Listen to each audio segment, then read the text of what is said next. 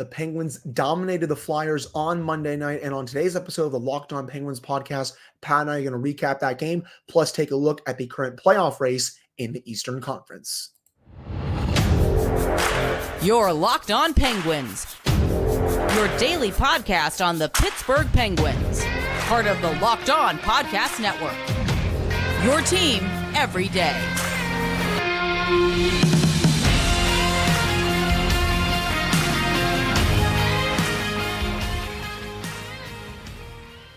Hello, welcome back to another episode of the Locked On Penguins podcast. I am one of your hosts, Hunter Hodes. You can follow me on Twitter at Hunter Hodes, joined by my co-host Patrick Damp. You can follow him on Twitter at SendHimForWet, and you can follow the show's Twitter at LO_Penguins. Of course, thank you all so much for making this your first listen/watch of the day. We are free and available on all platforms. And finally, today's episode is brought to you by Game Time. Down the Game Time app, create an account and use code LOCKEDON for $20 off your first purchase. So the Penguins get a massive victory over the Philadelphia Flyers on Monday night, a dominant 4-1 win to finally beat this team after dropping the first two games of the season series. They dropped the first one in overtime, or shootout, excuse me. Second one was in overtime, both thanks to Sean Couturier. But this one, Pat, what a dominant performance by the Penguins, showing why they've been playing their best hockey of the year to this point. They're 9-3-1 in their last 13 games. They got things going very quickly in this game thanks to the power play, of all things. That was some crisp movement by the top unit. Really nice pass by Evgeny Malkin to Rickard Rakell, who gets another goal. He's been red hot as of late. Then you also get a goal from Erik Karlsson. Chad Ruhwedel, of all people, gets his first goal of the season. And then Evgeny Malkin ends things off with the fourth goal.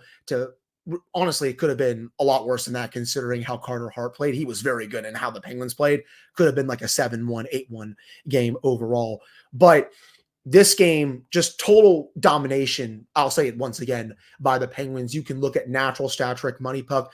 Those don't do this one justice. The Penguins very much deserve to win this game. And the best thing about this win, the 2 points came in regulation. You're only 2 points back of the Flyers with the game in hand, and you're tied for the final playoff spot right now with a few other teams. Just a huge win in a game against a Metro team where you're not really going to be seeing too many Metro games coming up. That's why these points right now are so important when you play a Metro team. That was one of the most dominant performances we've seen from the Penguins so far this season. But I'll also add this. Last night was one of the more fun hockey games I think I've watched in quite some time, because there was just about everything you would want in a hockey game last night. It was an up-tempo game. There were a lot of chances both sides here. Like, the Penguins were the better team and were definitely dominant overall, but the Flyers, this showed why the Flyers are who they are. They're a not so talented rebuilding team that's surprised a little bit so far this season. They got 37 shots on goal last night. You don't get 37 shots on goal without having a little bit of a good game.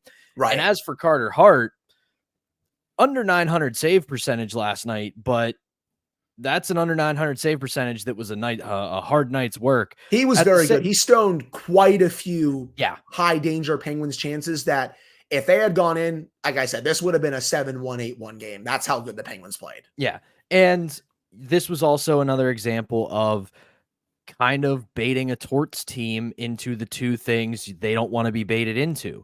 They had to play an up-tempo, trade chances kind of game. They're not built for that. Nope. And then they tried to suck the Penguins into all the BS, all the goonery, all the after the whistle stuff. And in the third period, by that point, the game had been decided, so it didn't quite matter. But for the most part throughout the game, the Penguins just kind of skated away, laughed at the Flyers, let them do their rat imitations and all that. And the Penguins were like, okay, like Geno said in the box, take a look at the scoreboard. We don't care. And then he lashed out a few cuss words at the Flyers in the press box. I can't say on this show. That's the difference, though, between a Mike Sullivan coach team and a Dan Bylsma coach team. When I saw what the Flyers were trying to do last night, and this is a tale as old as time. This goes back to when I was a teenager. I feel like back when I was 12, 13, 14 years old. The Flyers have been trying to do this to the Penguins for over a decade. They try to suck them into taking penalties. They try to get them to retaliate, and then they try to get on the power play and try to get back into the game. That's what the Flyers do when they are down. And it used to work when the Penguins were coached by Dan Bylsma because they just never knew how to control their emotions. But ever since Mike Sullivan walked through that door, he changed that completely. And you never see his team retaliate in those circumstances. Even when Scott Lawton was out there being dumb last night, Nick Delorier, Garnett Hathaway, whoever it was, I'll throw Travis Konechny in there as well. Penguins are like, you know what? Okay, look at the scoreboard. We're just going to go out and get this win because the 2 points actually matter here, not trying to retaliate and just go into goonery like you guys are doing. It's just, that's the difference, I feel like, between a Mike Sullivan coach team against the Flyers and a Dan Bylsma coach team against the Flyers, or even Mike Johnson. I made that realization last night again, and it's nice to see the Penguins just be calm and composed against this team.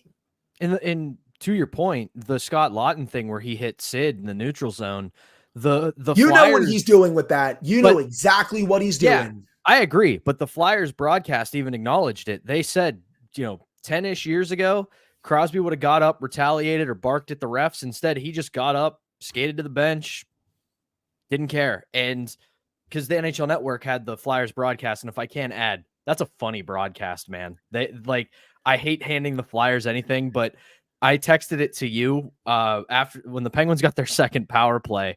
Whoever the Flyers play-by-play guy is, Penguins were snapping it around, getting a bunch of chances, and he just offhandedly goes, "Yeah, Flyers might want to stay out of the box the rest of this one." Penguins power play started out red hot in that game. They honestly could have had a goal in all their other chances in the first period. Obviously, they got the goal on their first power play opportunity, and that's goals now in 4 straight games for the Penguins power play. That is very good. I will give them their flowers for that. Outside of that, they did go 1 for 5 in that first period, and I had the thought in the back of my head, you're only up 2-1 heading into the second period. Are these missed chances going to come back to bite them in the second or third periods? Thankfully, it didn't, but I did have the thought in my head. And speaking of broadcast, just want to shout out Michelle Crecchiolo becoming the first woman broadcaster to ever call a Pittsburgh Penguins game last night. Tremendous job by Michelle. I actually tuned into the radio broadcast.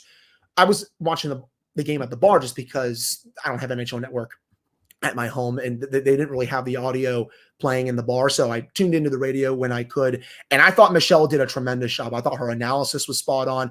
This was a much-deserved opportunity for her, considering how long she has been with the organization. Heck, I remember when she was doing Penn's Inside Scoop with Sam Kassan back when I was a teenager in middle school. So just want to shout out Michelle for that opportunity. Congratulations, and I thought she did a really good job, Pat.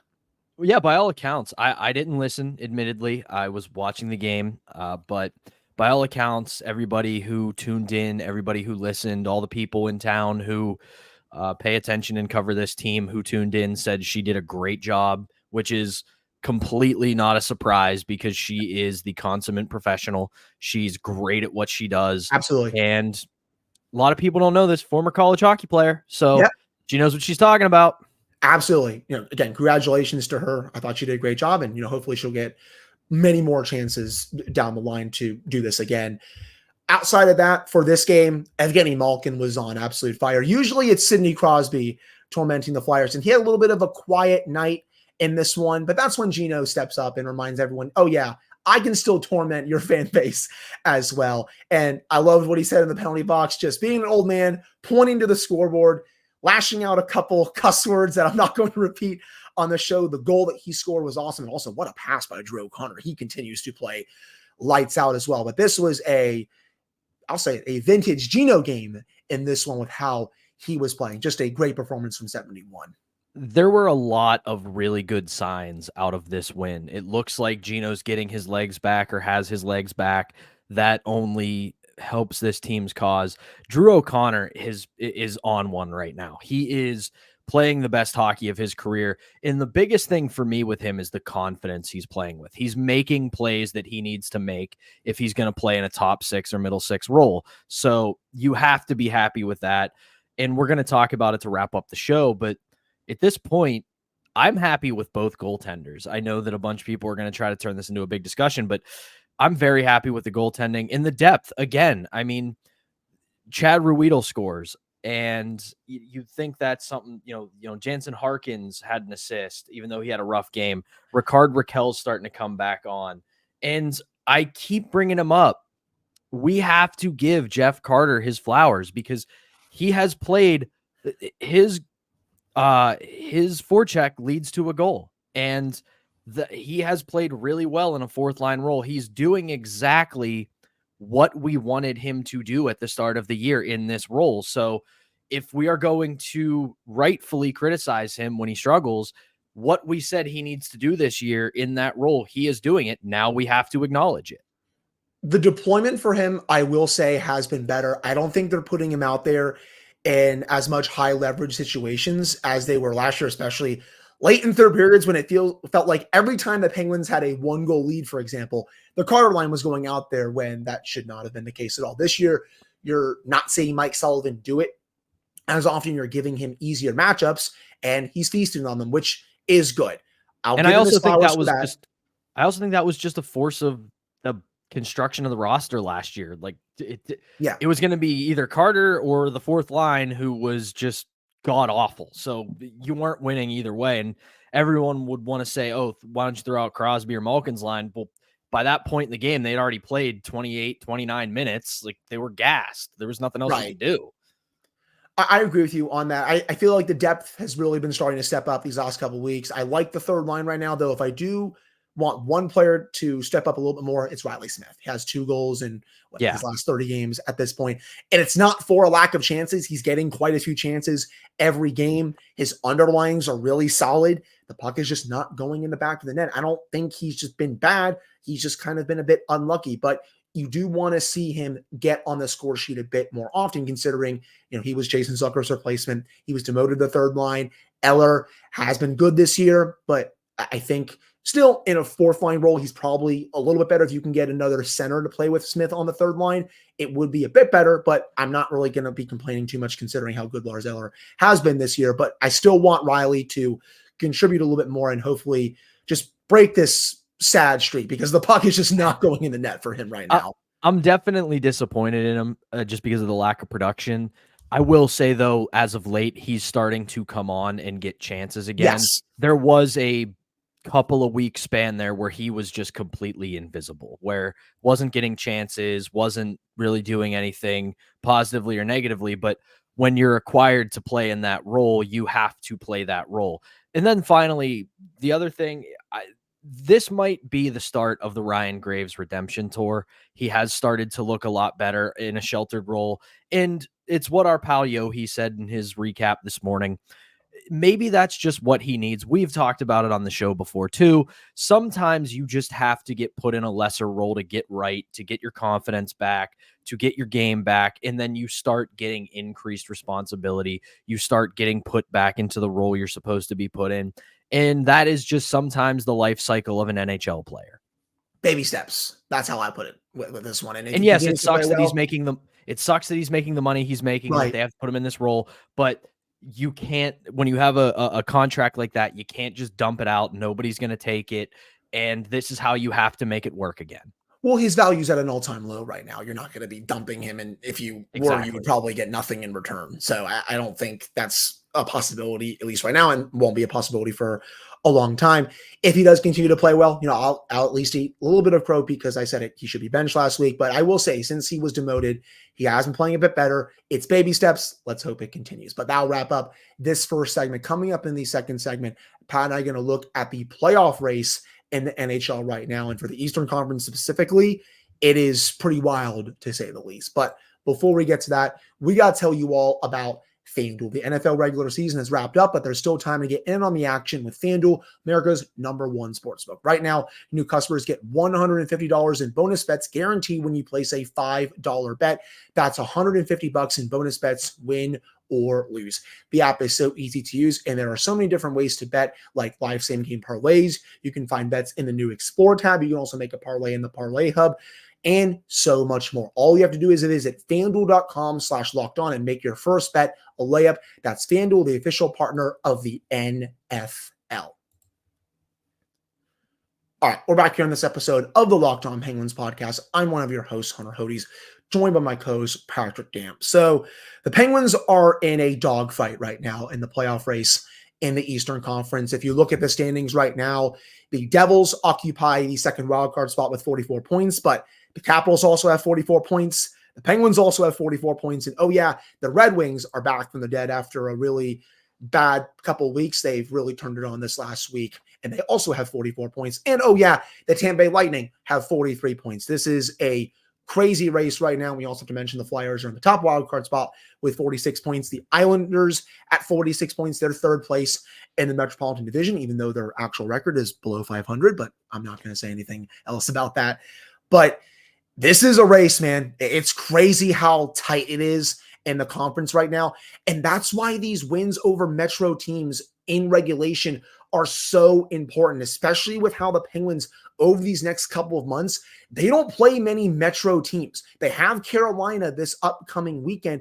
After that, the rest of the month in January, I can pull up the schedule for you right now. They don't have any other games this month against Metro teams. You go to February, right? They only play the Islanders and the Flyers that month for Metro games. And those are going to be obviously very important. These next 2 months, they only have 3 more Metro games before the schedule gets crazy in March and April. You got to bank these points when those games come up. And that's what they did in this Flyers game. You got to bank points overall, even no matter who the opponent is. But especially in this division when it's so tight, gotta bank. You gotta keep chugging along. Yeah, the biggest thing here is that they're in an advantageous situation at this point as they get into as we start coming up on the stretch run of the season, because I think after last night and just over the last couple of weeks, we're starting to see that the Flyers are turning back into a pumpkin. They had their hot, unexpected start, and now they're finally starting to regress to the mean. They've lost 7 of 9 also. Right, 7 of 9. They're starting to look like the team everybody expected them to be, maybe just a little bit better. And then you also look at it, one of the teams they're chasing in New Jersey, they are hurt to high hell. They have injuries left and right. Dougie Hamilton, Thomas Nosek, Timo Meier, Andre Palat, Jack Hughes, Siegenthaler just got announced as put on ER or IR. Wow. But yeah, like you look at that. Hospital. And, I didn't know that. Yeah, he's on the classic 1990s 2000s NBC drama ER. But like you look at that and you mix it with the fact that it looks like the Penguins are starting to figure it out. They're starting to become more of the team everyone expected them to be. There is a chance for them to really start banking more points and going on a run when the teams that got off to hot starts in Washington, in Philly, in the Islanders, they're starting to drop a little bit. They're starting to cool off. They're not as good as they were at the start of the season. And you have the Penguins trending upward. So at this point, they're all of 2 points out of the third place in the Metro with the Islanders who have 46. And while it's a little pie in the sky, they're 5 out of second chasing Carolina. So all they really have to do here is continue to win, because it looks like if the trends continue, the Flyers are going to keep losing, the Devils are going to keep losing, the Caps are probably going to keep losing, and then it's you and the Red Wings kind of pacing one another in the wild card race. And then if it gets to that point, you don't have to worry about the Red Wings anymore because you're going to go into the Metro race.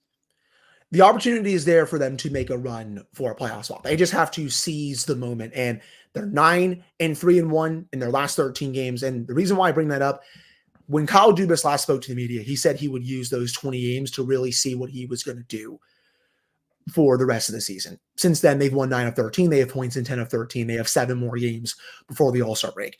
If they're able to go, say, 5-2, 4-2-1, I think that's going to be enough for Dubas to say, you know what? I've seen enough from this team in the 20 games since I really, called them out in my media press conference.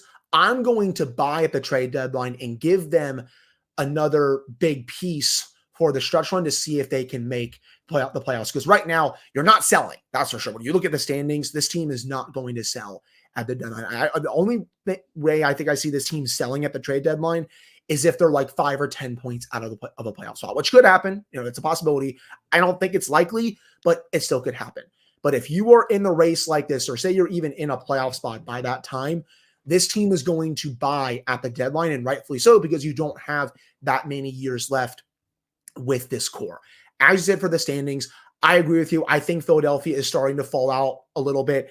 I am not a believer in the Washington Capitals. They have a minus 23 goal differential this year. It is insane to me that that team is in a playoff spot right now, or is in the playoff race, I should say. Excuse me. They are also very banged up. Tom Wilson's a bit injured right now. TJ Oshie is hurt. Charlie Lindgren has been banged up this season. Sandin is hurt.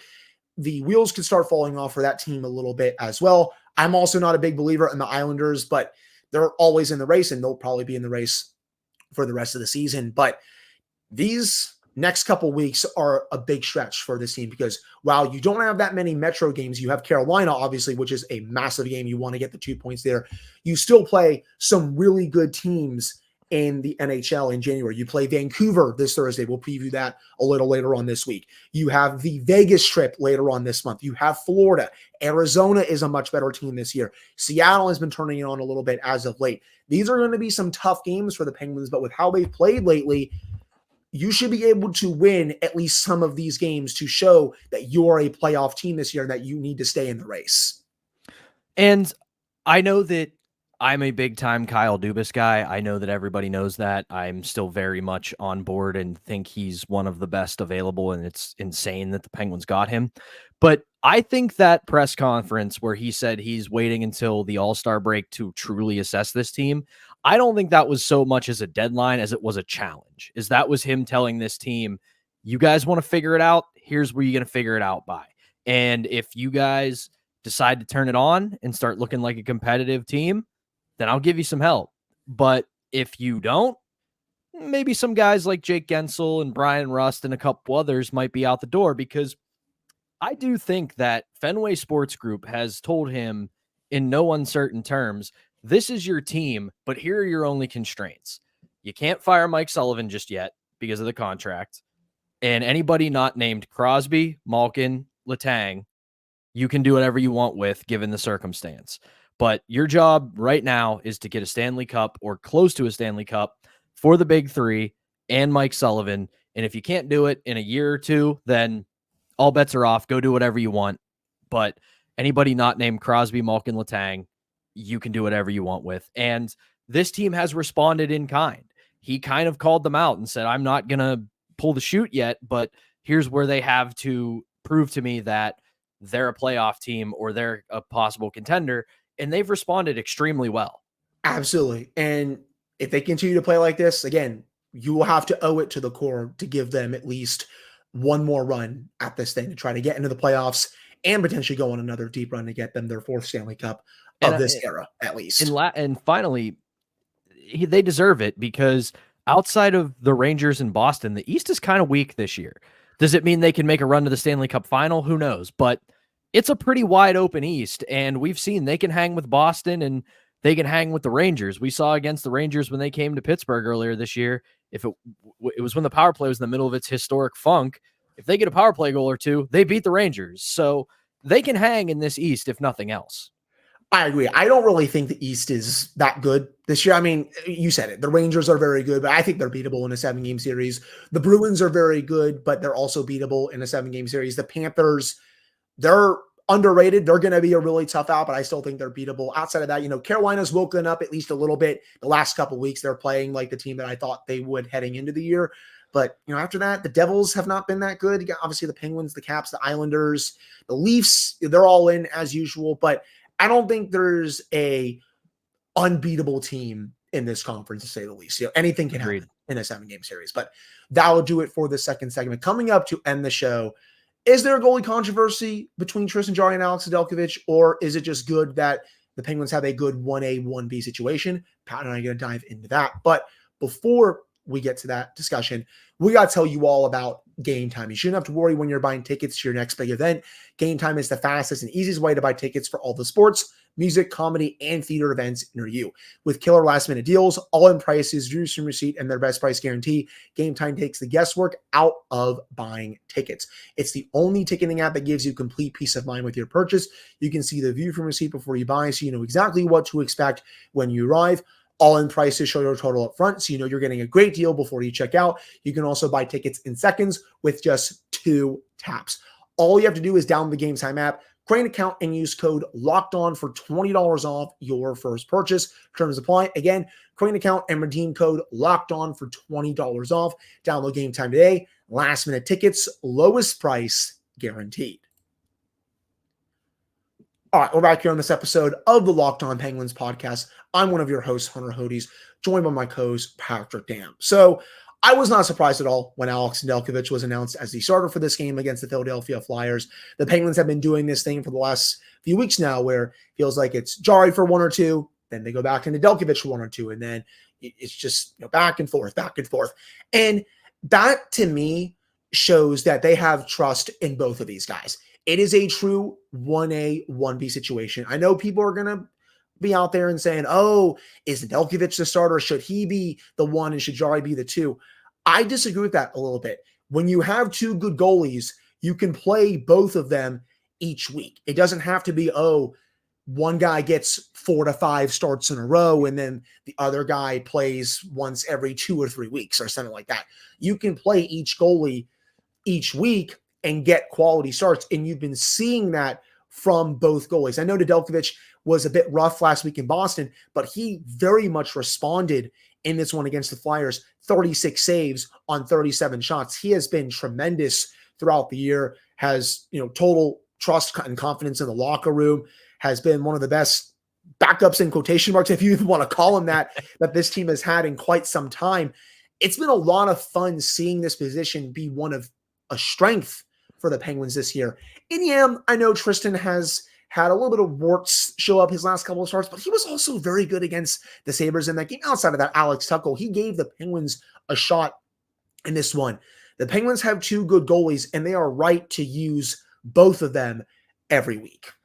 You can't make it a controversy just yet, because what would make it a controversy is if one or the other started to stumble, and neither really has. Like if Tristan really stunk after this new year, was below 900 in a lot of his starts, for example, and Nedeljkovic continued to play like this, then I would say, okay, maybe give him a solid run here for starts over the next couple of weeks and then maybe make Jarry the backup. But we haven't seen that just yet, and I don't think we're going to, but that's where I think, again, like you can rotate them. Yeah, and what you have here is 2 goalies that can pick each other up, whereas it looked like Jarry was starting to stumble ever so slightly earlier, about a week or so ago.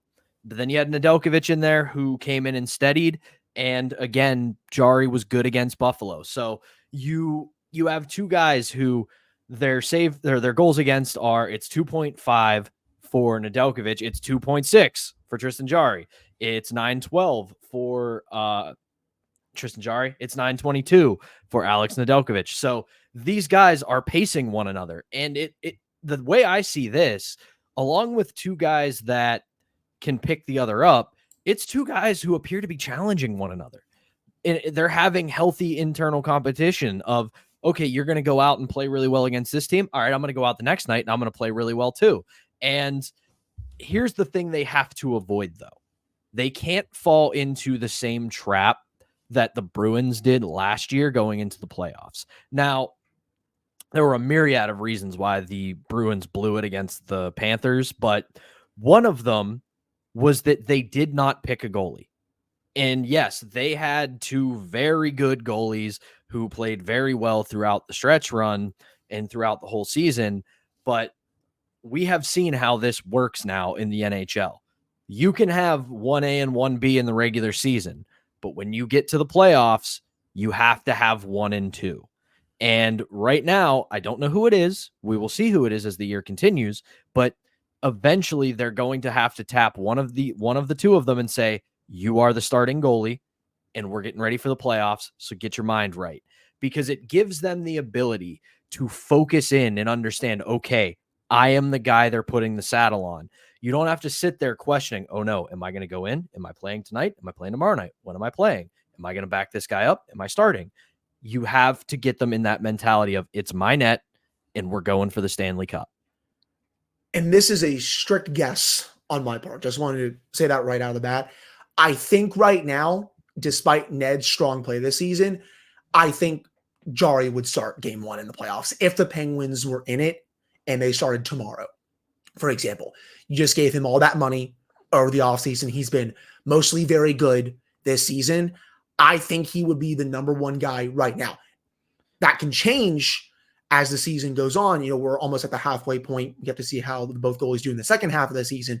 But right now, I think Mike Sullivan would give the net to Jari and also just have the mindset of, you know, you were so bad during that 2021 series against the Islanders. You only played that one game on a broken foot against the Rangers just a couple of years ago.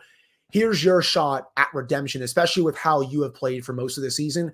I think right now he would have the net if the playoffs started today, but I don't know how long his leash would be, to say the least. I think if he were to have a bad game, he could potentially come out a little quicker than maybe it would have been in years past where DeSmith was a backup. And that's me being Captain Obvious because Nedeljkovic is a much better backup than DeSmith. But that's just my opinion on the situation. I would agree with you. And I do think it sounds silly to say because of everything that's transpired since, but he still does deserve a chance to exercise those demons in the playoffs from the Islanders series, because when you weigh how he's played since then in the regular season, he has earned that opportunity. Yes, he's been inconsistent at times. He's had some stretches where he hasn't been the best goalie, but he has also had more consistently good performances since in the regular season.